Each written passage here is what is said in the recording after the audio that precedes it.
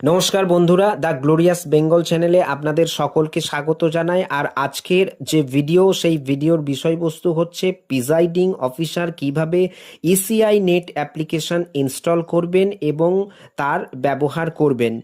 এবারের যে বিধানসভা নির্বাচন, সেই বিধানসভা নির্বাচনের অত্যন্ত গুরুত্বপূর্ণ অংশ হচ্ছে এই ইসিআই নেট অ্যাপ্লিকেশনটির ব্যবহার।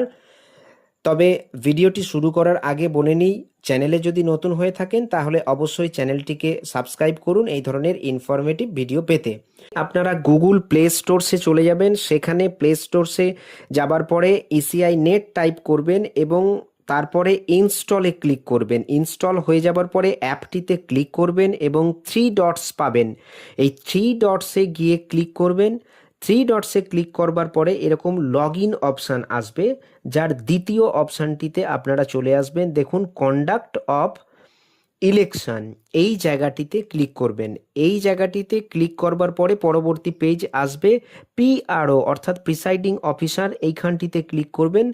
এইখানটিতে ক্লিক করবার পরে আপনার মোবাইল নম্বর দেবেন এবং তারপরে ওটিপি আসবে। ওটিপি আসার পরে এই ব্যাপারটা খুলবে।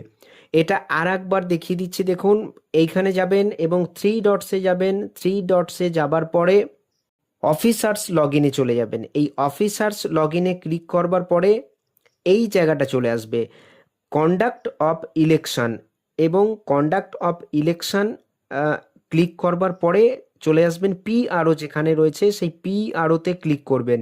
পিআরওতে ক্লিক করবার পরে এইখান থেকে পরবর্তী যে পেজ, সেই পেজ অর্থাৎ মেন পেজে চলে যাবেন। এখানে আপনার প্রিসাইডিং অফিসার যে থাকবেন তার নাম থাকবে, এই সবুজ জায়গাটিতে নাম থাকবে, পোলিং পার্টি থাকবে, আরও অর্থাৎ রিটার্নিং অফিসার থাকবে, এবং তার সাথে দেখুন রাইট সাইডে বিএলও, এখানে যিনি বিএলও আছেন তার নামও কিন্তু থাকছে। অর্থাৎ এই রকম একটি ইন্টারফেসে আপনার যে পোলিং পার্টি এবং তার সাথে সমগ্র ব্যাপারটি, এইখানে দেখুন রিটার্নিং অফিসারের কথা এখানে লেখা রয়েছে এবং বিএলওর কথাও এখানে লেখা থাকছে। এরপরে চলে আসছি মেন পেজে। দেখুন এইখানে টোটাল একটা যে ভোটার্স আছে তার একটা ফরম্যাট এরকমভাবে খুলে যাবে। এখানে একটা টেস্টিং, আজকে যে সারাদিন ব্যাপী আমরা টেস্ট করেছি তার একটা নমুনা এখানে রয়েছে। এই নমুনায় দেখুন 810টি ভোটারের কথা বলা রয়েছে, যার মধ্যে মেল রয়েছে 500 এবং ফিমেল রয়েছে 300। 800 এবং 10টি রয়েছে টিজি অর্থাৎ ট্রান্সজেন্ডার। এবং এইখানে আপনারা P-1 ডেতে যখন পৌঁছাবেন তখন P-1 ডেতে পৌঁছে গিয়ে এবং অ্যাপটিকে লোকেশন অন করে চালু করতে হবে।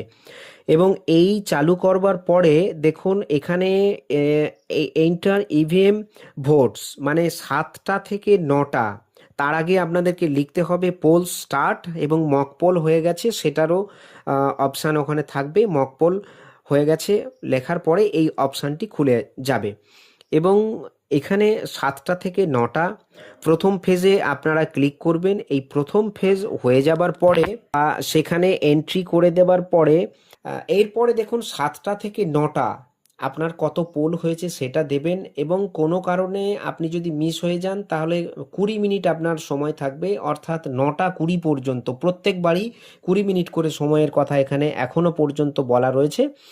আমরা সারাদিন ব্যাপী যে এই কাজের সাথে যুক্ত হয়ে যেটা জানতে পেরেছি। এবং দেখুন 7টা থেকে 11টা অর্থাৎ 9টা থেকে 11টা যে ফ্রেজটা রয়েছে সেখানে 170টি পোলের কথা এখানে লেখা হয়েছিল এবং ডান বলে সবুজ চিহ্ন এখানে এসেছে।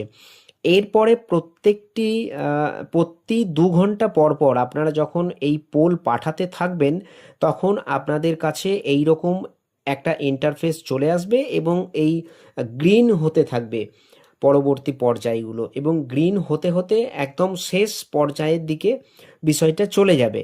এবং শেষ পর্যায়ে গিয়ে এখানে যেটা রয়েছে যে দেখুন ওই লাইন থাকে, এ দেখুন পরবর্তী যে ইয়েটা খুলে গেছে 350, পরবর্তী যে ভোট হয়েছে সেই সংখ্যাটা এখানে লেখা হয়েছে এবং আর ইউ শিওর বলে এরকম একটা অপশান আসবে।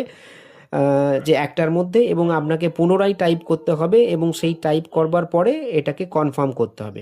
কনফার্ম করবার পরে এই দেখুন আবারও পরবর্তী স্টেপ খুলে গেছে, 350 লিখে সবুজ হয়ে গেল, এবং শেষে গিয়ে আপনাকে ওই কিউই স্লিপ যেটা রয়েছে এইখানে আবারও দেখাচ্ছি দেখুন, কিউই স্লিপ এই নিচের জায়গাটা যেটা রয়েছে কিউই স্লিপ শেষে যে জিরো করা রয়েছে এই জায়গাটা, এইখানে যদি আপনার কোনো লাইন থাকে বা লাইনে কোনো লোকজন থাকে তাহলে কতগুলো কিউই স্লিপ আপনারা বিতরণ করেছেন সেটার সংখ্যাটা এখানে লিখতে হবে।